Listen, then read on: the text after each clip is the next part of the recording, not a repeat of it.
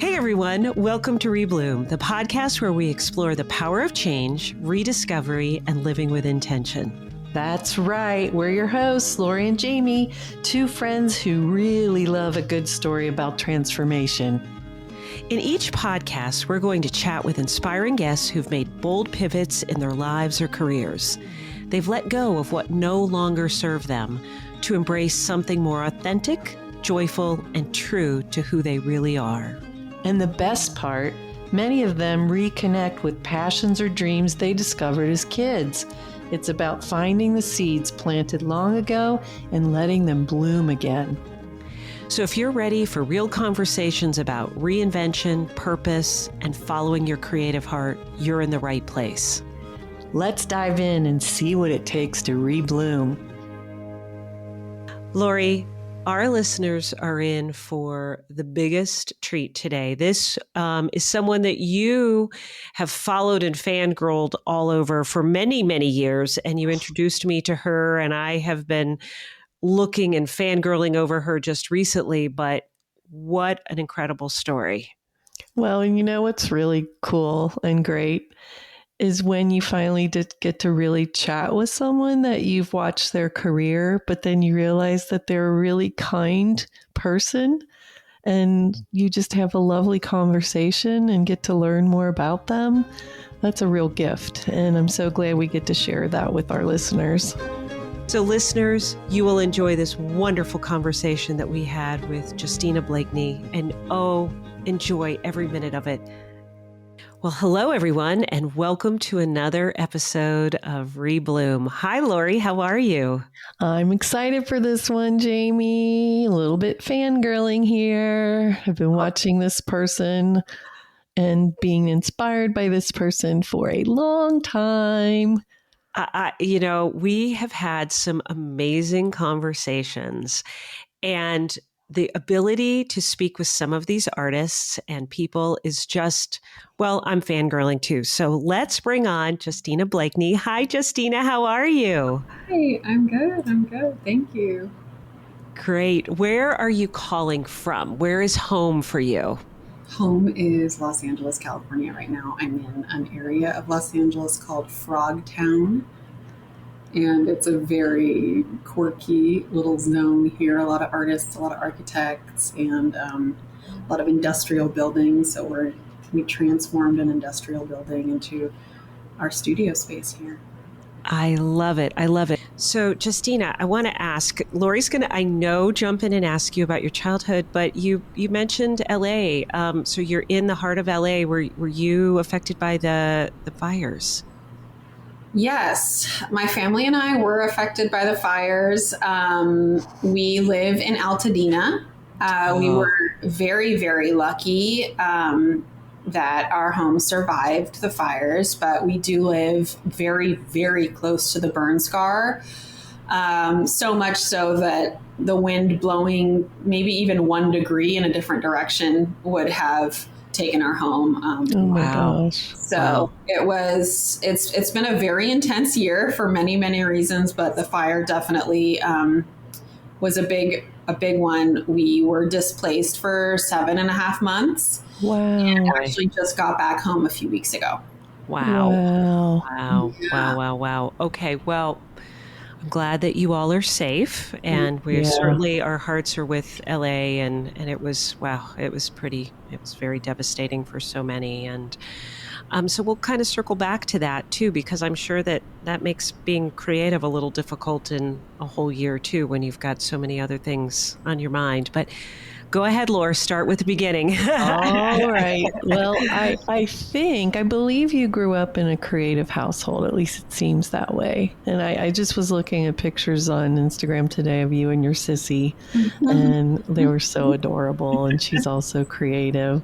Yeah. So what was your family life like? So I grew up in Berkeley, California. My parents are developmental psychologists, both of them. And so while they're not creative sort of in the traditional sense, they're more, in the academics. I believe that because of their background in psychology, they really understood that creativity was something that would be so important to nourish from a very young age. So I think in that sense, we were allowed a lot of creative freedom that I noticed a lot of people who I grew up around weren't necessarily afforded. So, for example, we were allowed to kind of like reorganize the furniture in our home and in our rooms, or, paint murals on walls and just really take ownership over our space in a way that I think a lot of times, kids are reprimanded for drawing on the walls and things like that. Whereas I think in our home, it was something that was sanctioned. So that's just an example. But me and my brother, Yeshaya, and my sister, Faith, we all grew up to sort of be very steeped in creativity in our own ways. That's amazing. It's interesting that you talked about your room and the way you decorated, because that's largely your brand. Yes. But I read that you also did a stint in fashion in Italy. Yeah. So you grew up, and were you involved in art throughout your school years? Yeah, so I always knew that I enjoyed art, and that's really defined very, very broadly. From a young age, I always painted. I loved to draw. I did crafting. I took a sewing class when I was 9 and, started sewing my own clothing. I loved ceramics. I did woodworking. I just loved making things with my hands. That was really something that I really enjoyed. I also loved music and, started taking guitar lessons when I was 10 and piano, and I sang and loved theater art. So I just loved the art world, and really that's where I just sort of felt at home was in the arts. And that was just something that was clear to me from a very, very young age. And I think because my parents were academics, and I was also interested in a lot of academic subjects, it never necessarily occurred to me to think about art as a career. I always thought that I needed to do something a little bit more steady. And so I think for me, as I began to as I finished college and, was looking around kind of trying to decide what to do for my career, fashion felt like something that was in the art world, that was very creative, that was fun. I always loved textiles, but it seemed also something that could be potentially financially stable. And so that for a time was where I thought I wanted to sort of live, was in the fashion world. Did you go to college for fashion, or did you go to college for art, or did you do something completely different? So I went to UCLA and I studied world arts and cultures there, which was a unique major. That was actually a very new major when I started at UCLA. And I loved the mix of sociocultural anthropology, which is sort of like the study of human culture, contemporary cultures around the world. It was a mix of that and kind of art history, and just learning about, arts and cultures, contemporary and historic, from around the world. And that was something that I think was a very unique thing to study. And it really ended up informing so much of what I ended up doing later in a way that I never could have necessarily anticipated. But I did my junior year abroad in Italy. And that's when I first sort of started getting interested in Italy and really started getting more excited about fashion design. And there's such a culture of style and design, and it's such a part of the Italian DNA, that when I graduated from UCLA, I wanted to move back to Italy. And I wasn't sure exactly what I wanted to do, but I just wanted to do it there. So my sister Faith and I decided we were going to spend a few years there in our 20s and see what would happen. And so we just sort of moved there on a whim, and ended up going to fashion school there so that we could get our visas, our student visas, so that we could stay there legally. And as the years went on, we ended up opening up a small boutique there. Oh, wow. And, Wow. had an Italian business, and we're sort of little entrepreneurs. Wow. How fun is that, That's to do that so with your fun. sister? Yeah, it was really fun. We had a So really you did great that for a little bit, and then Yeah. did you come back to the States, or what? Did you stay over there for a bit, or? Yeah, we actually stayed for 6 years. So I Wow. stayed there for that first year living abroad, and then stayed and then came back, graduated. And then when we went back, we stayed for a total of 6 years. And we were in Florence, so it was a pretty small town, and had an incredible experience. Pretty much lived in Italy through most of my 20s. And Wow. then Amazing. moved back to the United States when I was 27. I thought, if I ever want to live in New York City, I should probably do it now. So I moved to New York City and ended up spending a couple of years there in Brooklyn, and then moved back to Los Angeles in 2008, the end of 2008. So how did the Jungalo brand begin? What's the story on that? Impeccable timing. Because when I moved back to Los Angeles, which, I had been here and this was sort of where my family was living now and stuff. So this Los Angeles really was home for me. So coming back here, I had just had these 8 years of living in, Italy and New York, and so many different odd jobs and odd skills.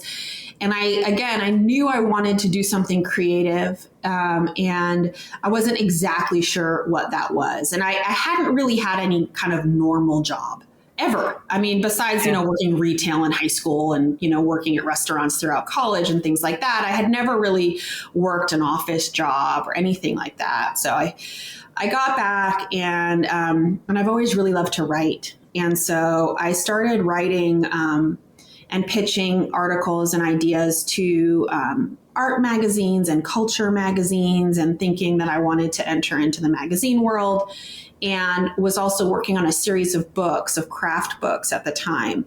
And so I was sort of steeped in this publishing world, and because of the timing, it being the 2008, 2009, 2010, blogs were really starting to kind of take off at that time. Yeah. And so being in the publishing world, I said, maybe I should start a blog. I have kind of an interesting story. I have interesting aesthetic.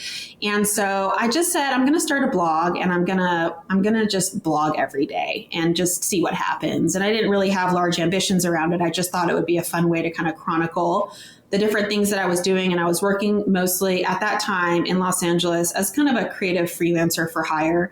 You could really hire me to do anything creative. So I'd had the experience of, working for some of these magazines. In Italy, I had this shop. So I sort of knew how to, do everything from design shops to design websites and logos. And then, I could write. And little by little, I started collecting kind of a group of clients who I was just their creative go-to person for their small businesses.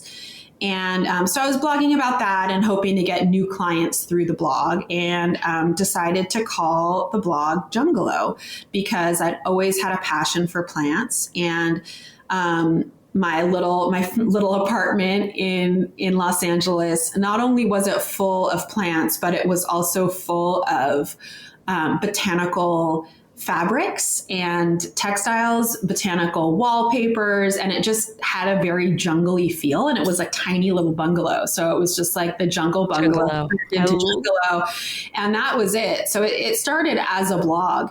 And at that point, it was just anything creative that I did, it went onto the blog.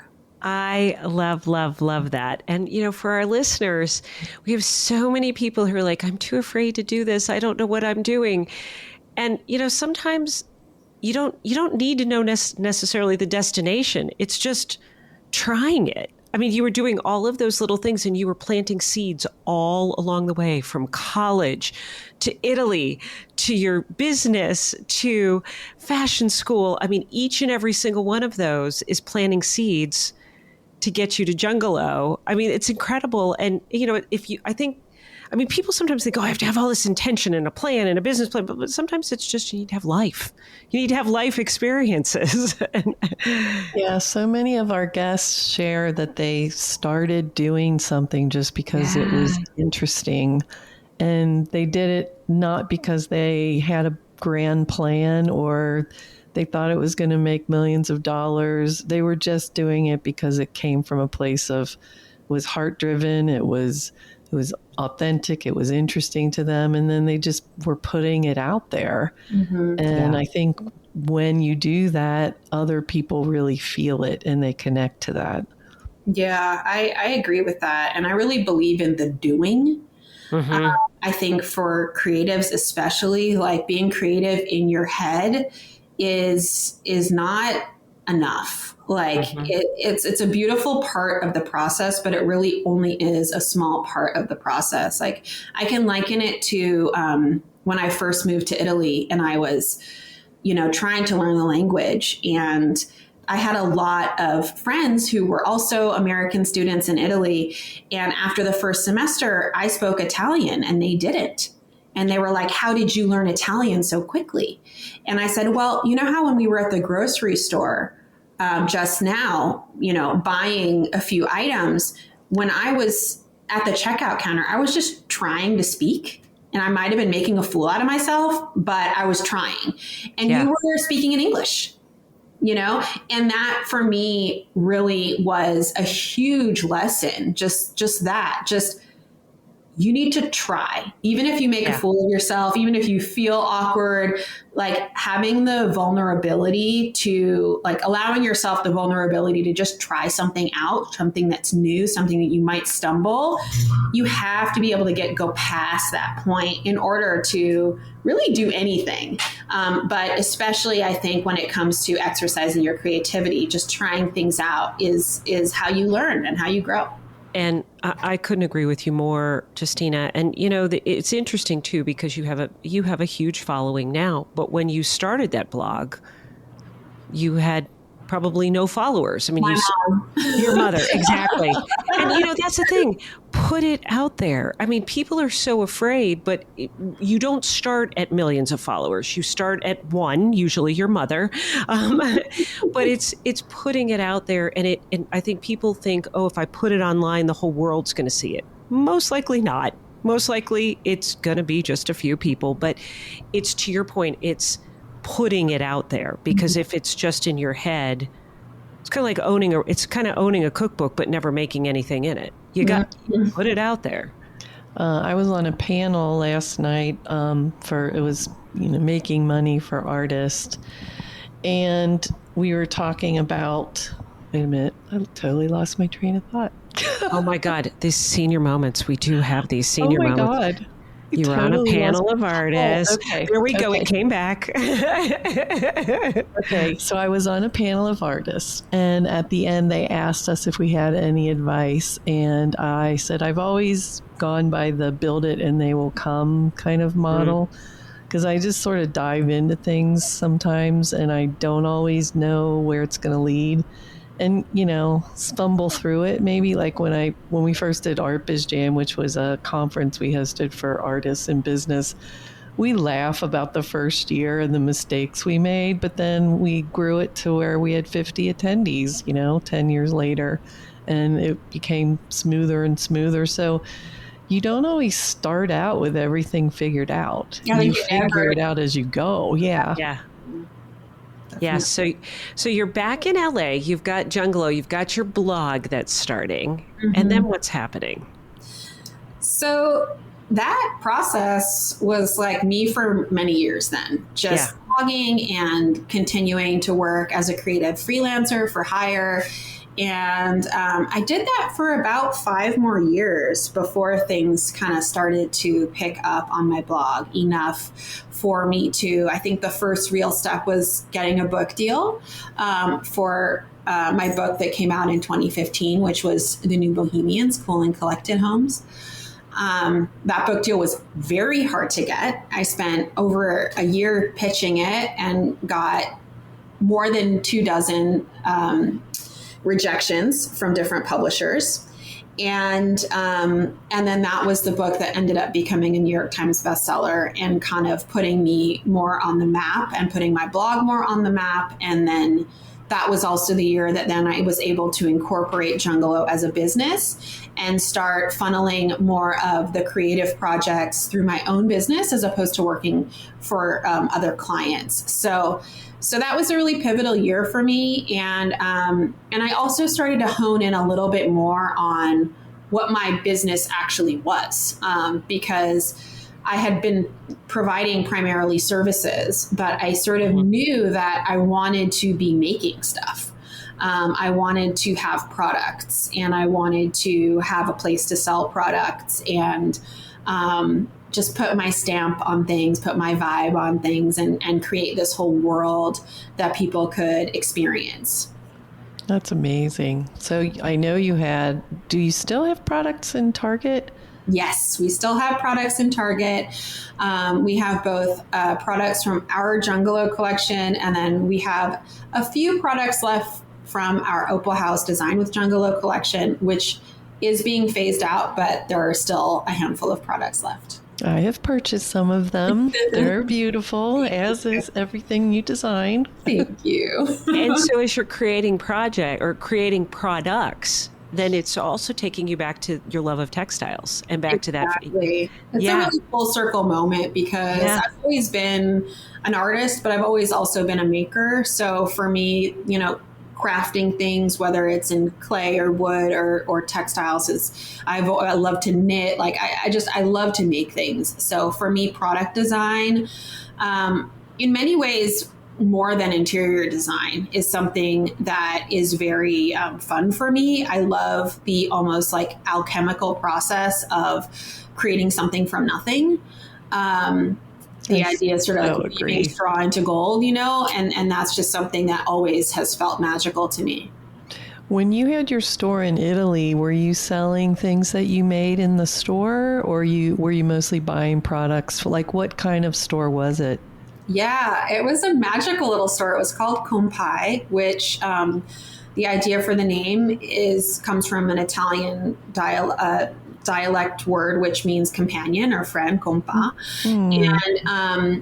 And we were selling mostly vintage, but we were also making things that were going in the shop. And a lot of it was apparel that we were reworking vintage stuff into new things. So we would take the arms of a sweatshirt and, sew it onto a t-shirt, or sort of create these funky, weird new ideas for clothes. And they were pretty avant-garde, a lot of them. We had a lot of clients from Japan who really loved our stuff, and a lot of, kind of high fashion Italian folks who liked how weird and conceptual the clothes were. And then we also had a lot of American students who would kind of come and also just like hang out in the shop with us, because we, knew all the best spots, and it sort of became a little bit of a hub for a lot of folks there to just come in and hang out with.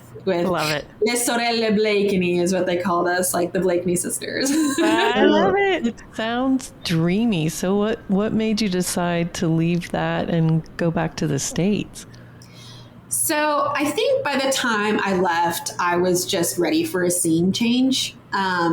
Florence is a very small city, and I had been there for a long time. And I think I was also just starting to get, in my late 20s, starting to feel like I need to sort of figure out my life a little bit. Yeah. So I was feeling the pressure of that when I came home. Back to the other creative spot of Brooklyn. I mean, Brooklyn's very creative out there. I mean, it's really a neat place. Yeah, it is a very neat place. And living there when I did, it was sort of very much on the cusp. Like I go back there now and I'm like, I don't even recognize Williamsburg, because when I lived there, there wasn't much there. It was still like taxis wouldn't bring you to Williamsburg from the city when I lived there. So it's so different now. And I really appreciated my time there. And I had a hard time. I was not I didn't have an easy time there.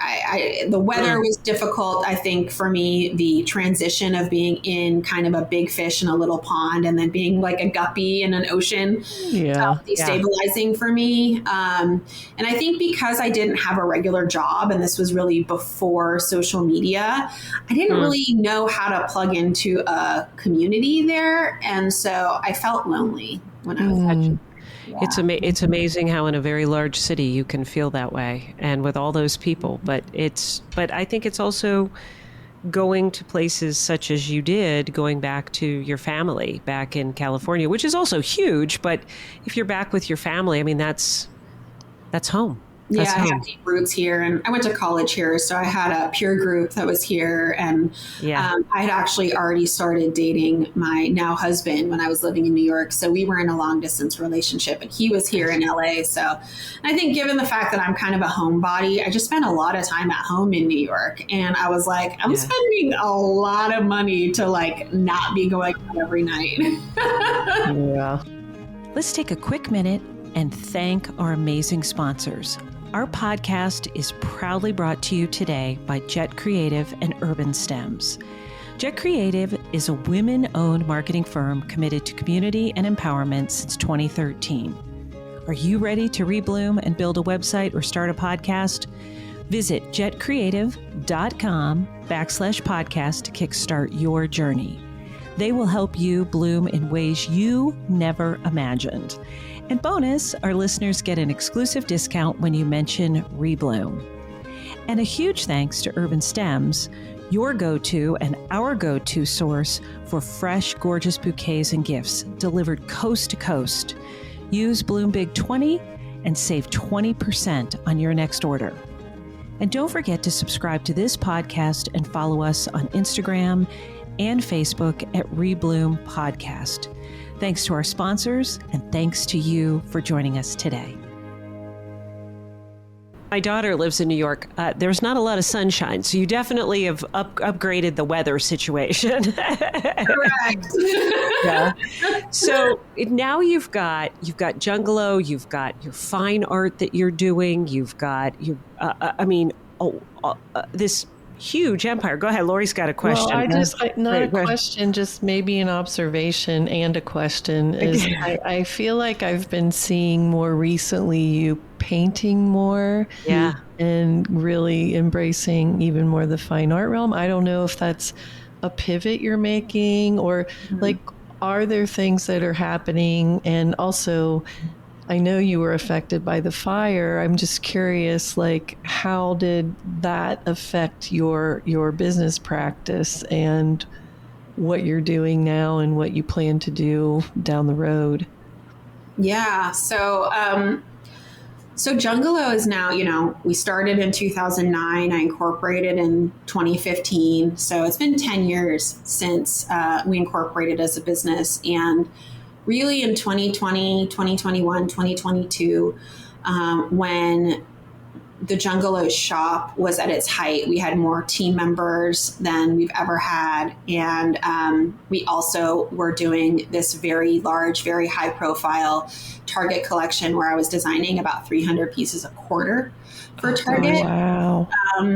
I started to maybe not even realizing it so much because there was still so much that was different because of the pandemic. But I just started to burn out, honestly. And it was just starting to get to be too much for me. I'm a little bit of a introvert, and leading a large team or co-leading a large team with our CEO, Sarah, it was just a lot for me. And so I think it was like probably 2022, 2023, where I just realized if I didn't make some changes about how I was doing things, I'm also a mom, I've got, a 13-year-old kid, and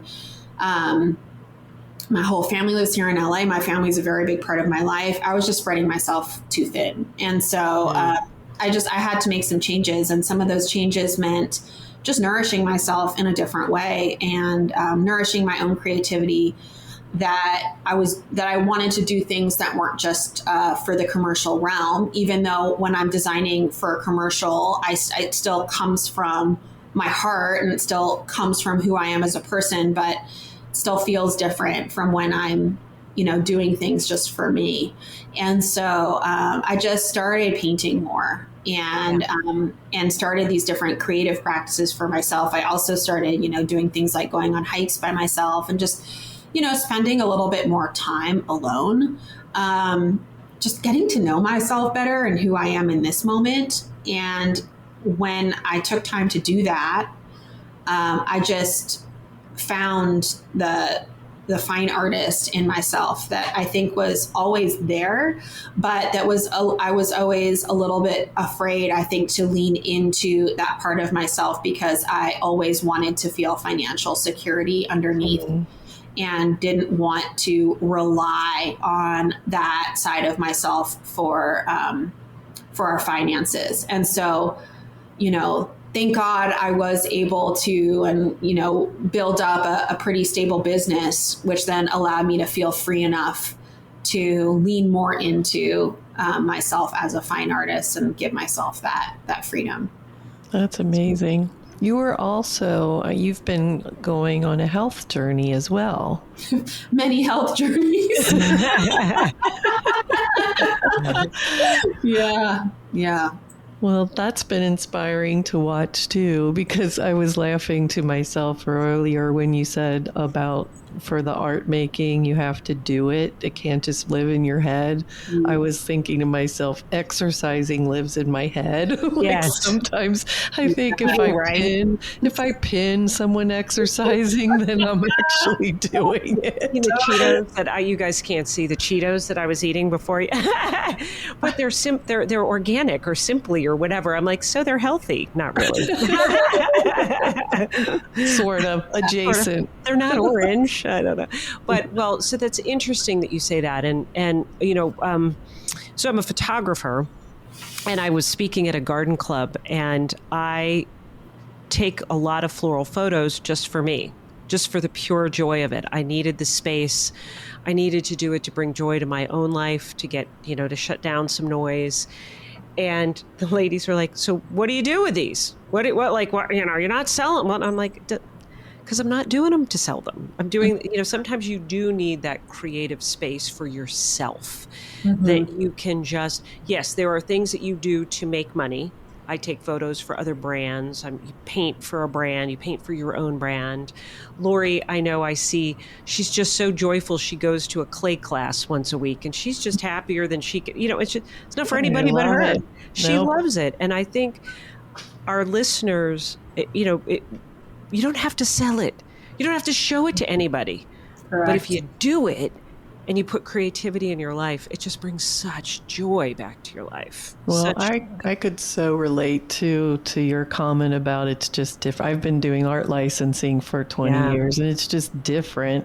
I love designing products for that, but normally for that, which this is different from your brand, I'm designing to the brands of multiple manufacturers. So it's not always like what I would want to paint. I'm painting from a design brief that I've been given. Mm-hmm. So in these last few years, I've been really, really trying to just paint more of what I want to paint and not caring where it's going to go or where it's going to land or if it sells or I don't care.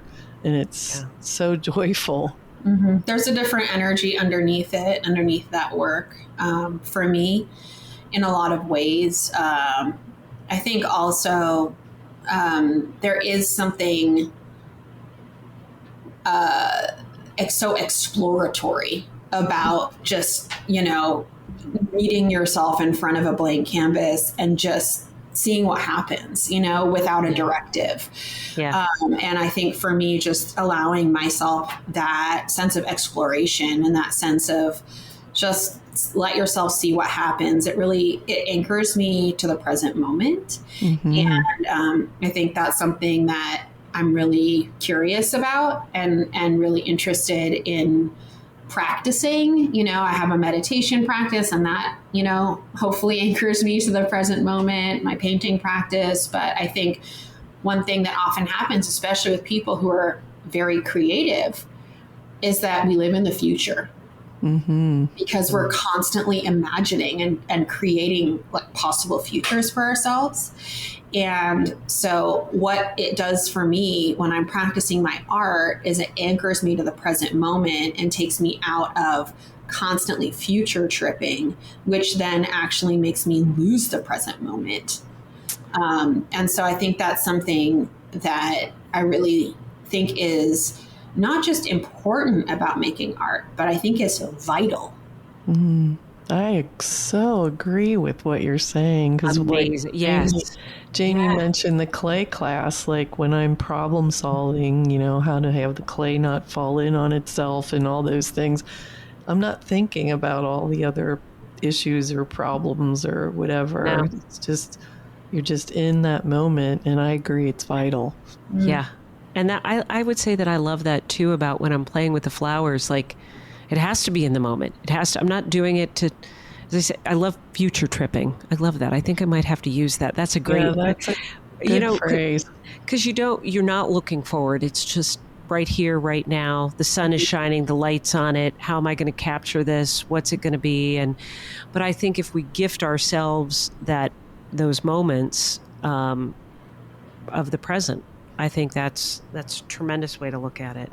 Yeah. So I saw that you're also working on an oracle deck with your mom. Yeah. That's very cool. Yes, it is very cool. We finished it. It's gone to press. It went to press a few weeks ago. So it's been a project that December, it will be 2 years that we've been working on this project together. And it's probably the project I'm most excited about right now that we're doing. It is an oracle deck, so I was able to paint paintings for all the cards. So each card represents a different painting.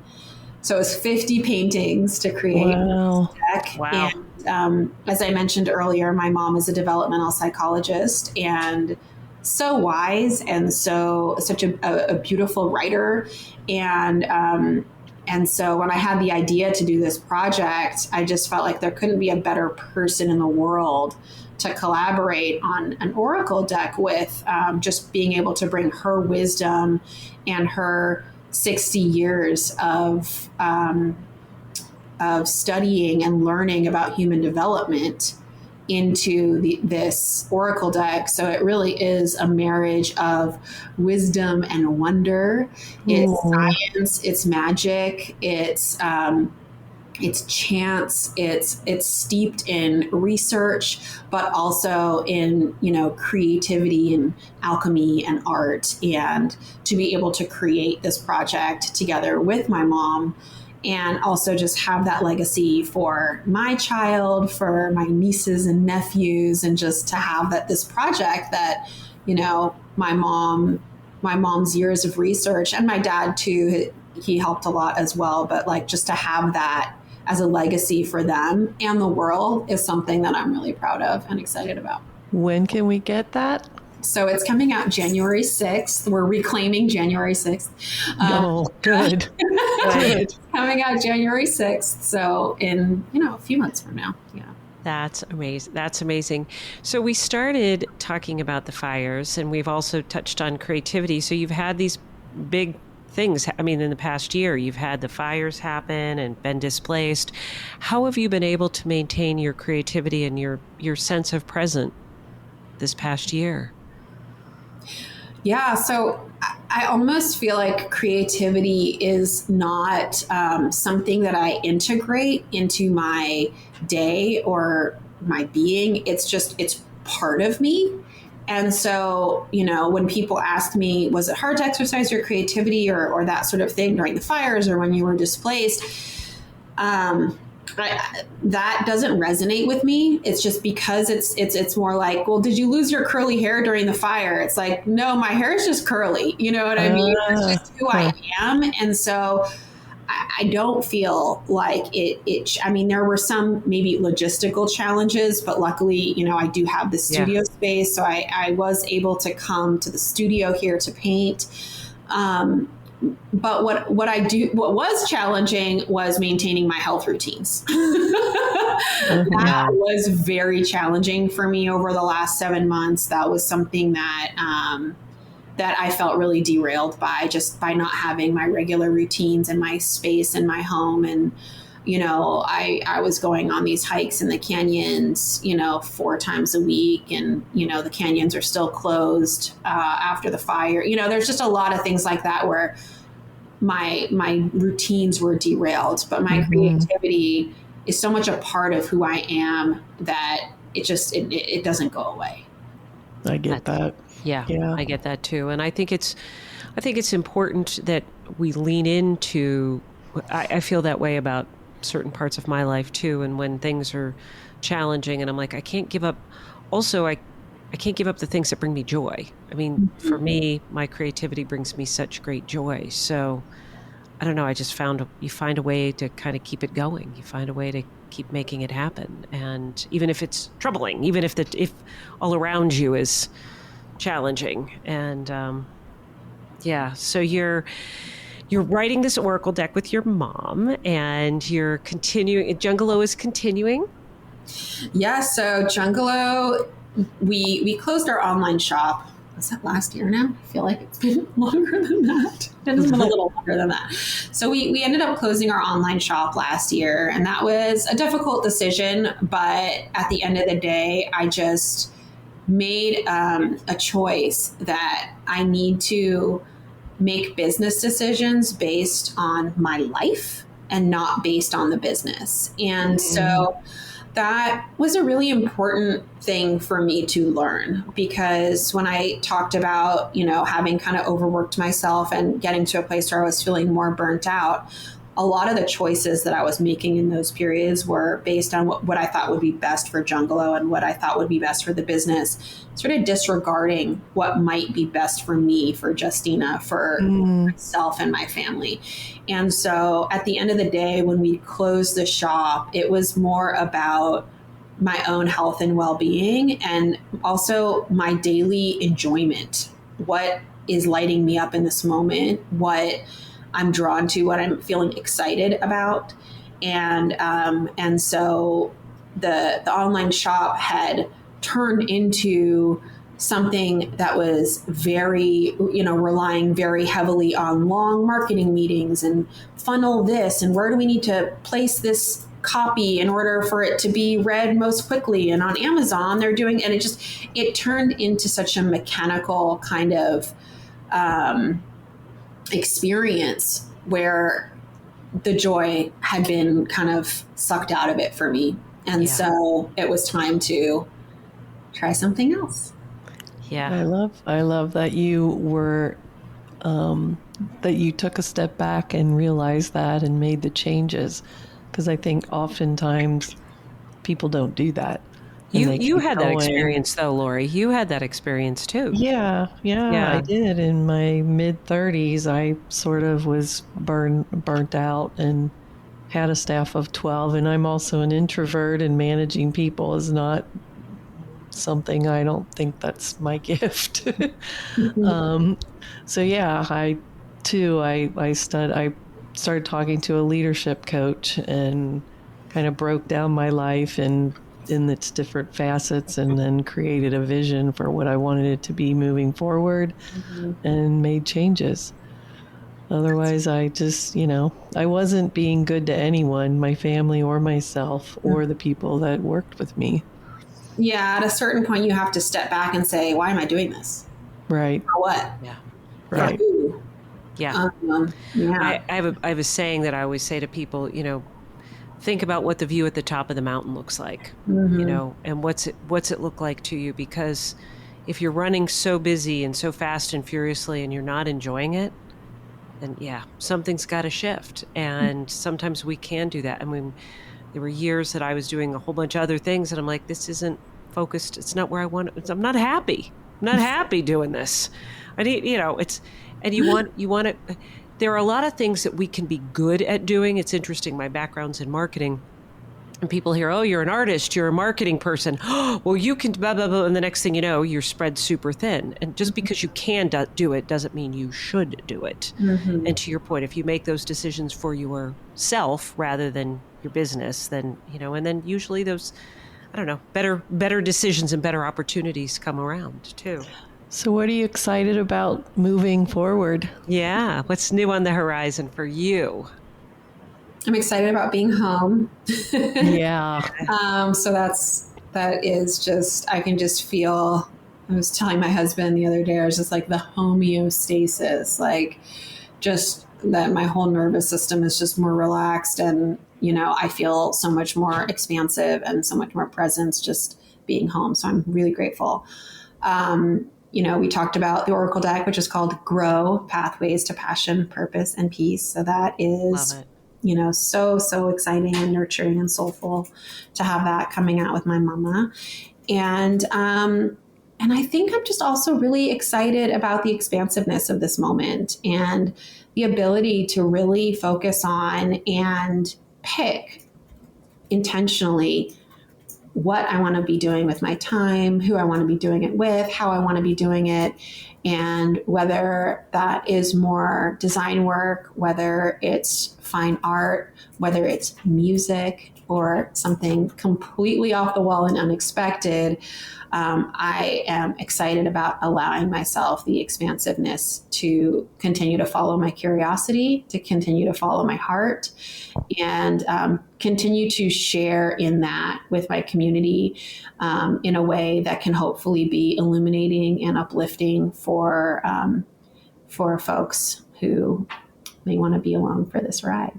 I'd love to hear you sing. I love music and I love live music. So if you ever are performing live, who knows? Maybe that's your next Rebloom.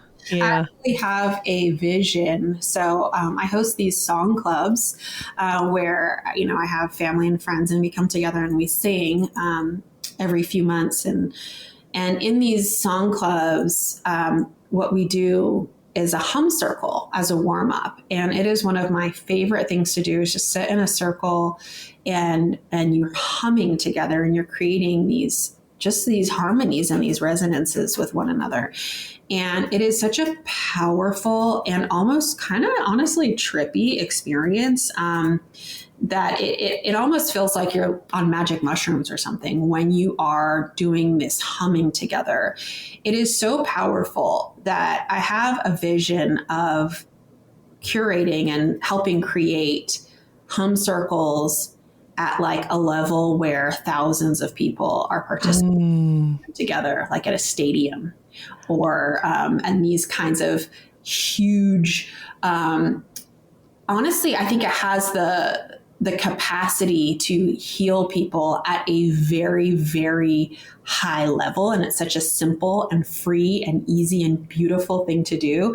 So don't be surprised if someday at some huge stadium, there's like a major hum circle happening. I love it. I love it. So two things along those lines. I've taught with Carrie Schmidt a couple times, and she does, we do singing together.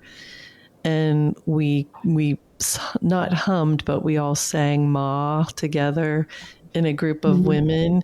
And it's really crazy, the vibration, you feel it in your whole body.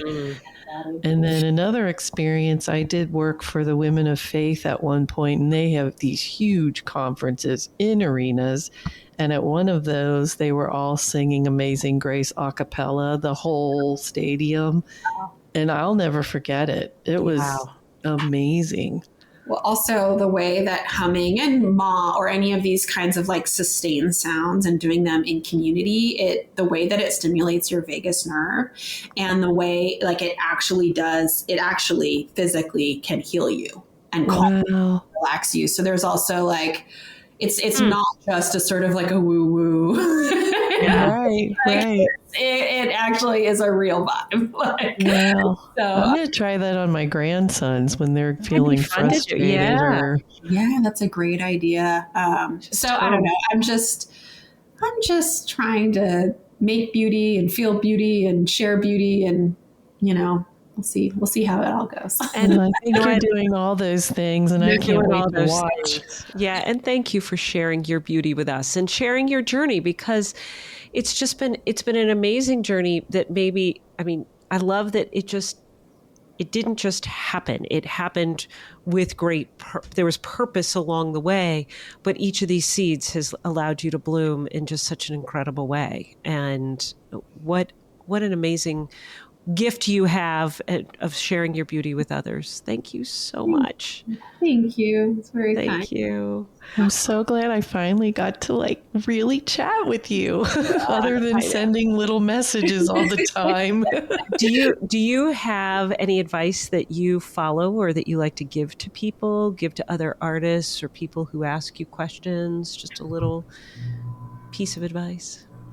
I think for me, having a daily creative practice is extremely important, especially for folks who may not consider themselves to be, between quotes, creative or are kind of feeling a little bit stuck. Whether it's journaling or sketching or doodling, or it literally could be anything creative, but just carving yourself out even 10, 15 minutes every morning to dedicate to that one practice.